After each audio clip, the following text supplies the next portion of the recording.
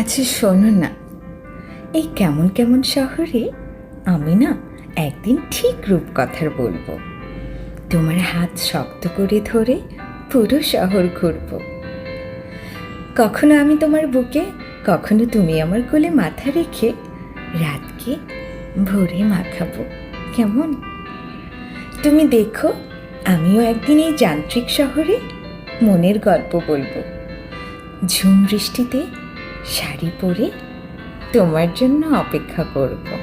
কখনো রিকশায়, কখনো খালি পায়ে ছুটে চলব। কথা দিলাম, যে সময়ে সবাই ফোন থেকে চোখ ফেরাতে পারে না, আমরা তখন চোখে চোখ রেখে প্রেমে পড়ব। তুমি শুধু তোমার আদরে আমায় একটু মাখিয়ে রেখো।